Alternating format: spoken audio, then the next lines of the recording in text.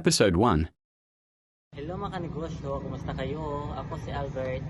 At ako naman si Basti. Tungkol po sa kinatayang Biblian.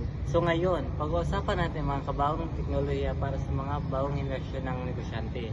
Sa episode na ito, talakayin natin ang tungkol sa Artificial Intelligence o mas kilala bilang AI. Ano ba ito? Paano ito gumaganap at paano ito makatulong sa negosyo mo? Ang Artificial Intelligence o AI ay isang teknolohiya na ginagaya ang talino ng tao tulad ng pag-iisip, pag-analyze, at paggawa ng desisyon. Sa madaling salita, binibigyan natin ng utak ang computer o machine para sila ang gumawa ng ilang gawain na dati tao ay may kayang gawin. Halimbawa, may mga apps na marunong magsabi kung aling produkto ang mabenta o kaya mga chatbot na sumasagot sa tanong ng customers kahit wala kang hawak na phone. AI na ang gumagana dyan. Gagamit natin ito sa pag-araw-araw na buhay, sa online shopping, YouTube, recommendation, auto caption, sa video, voice assistant, gaya ng Google Assistant. At ngayon, unti-unti natin itong pumapasok sa mundo ng negosyo. Ngayon, paano naman nakatulong at sa AI ang negosyante? So, sa customer service, pwedeng kung gumamit ng chatbot sa Facebook o sa website ng negosyo na parang sumasagot ng tanong sa customer kahit di oras ng gabi, hindi mo na kailangan mag-reply. Pangalawa, sa inventory at sales tracking may mga AI tools na kayang magsuri kung ilang produkto ang mabinta sa isang particular na araw, oras o panahon.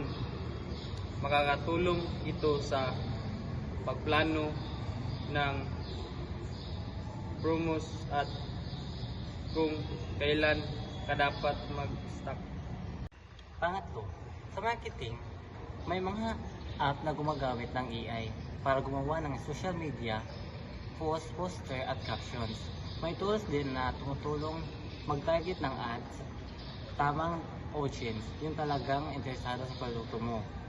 As automation, kung may paulit-ulit kang ginagawa tulad ng pag-send ng follow-up, message o pag-record ng orders, may AI tools na pwedeng tumutulong dyan para makatipid ka sa oras. Pero gaya ng lahat ng teknolohiya, may mga bagay tayong kailangan pag-ingatan kapag gumamit ng AI. Una, data privacy. Maraming AI tools ang kumulekta ng data. Kaya bilang negosyante, dapat mong tiyaking protektado ang impormasyon ng iyong customers. Sumunod sa mga patakaran ng data privacy, lalo na kung nagtatago ka ng pangalan, address o contact info. Pangalawa, bias at mali. Ang AI natututo base sa data na pinapasok natin. Kung mali ang data, mali rin ang magiging resulta. Halimbawa, kung puro January sales lang ang data mo, baka magkamali ng forecast para sa summer. Pangatlo, gastos. May ilang AI tools na libre pero yung iba ay may bayad. Dapat mong pag-aralan kung sulit ba ang tools at may balik ba ito sa negosyo mo. At pang-apat, skills. At hindi kailangan expert ka agad. Pero mas maganda kung may basic ka ng kaalaman kung paano gumagawa ang AI para masulit mo ito sa negosyo mo. Marami namang libreng resources at YouTube, Google o online courses. Maraming salamat sa pakikinig sa episode na ito. Mga kanegosyo, sana ay may bago kayong natutunan tungkol sa Artificial Intelligence at kung paano makatulong sa negosyo mo. At dito nagtapos ang episode 1. Bye-bye.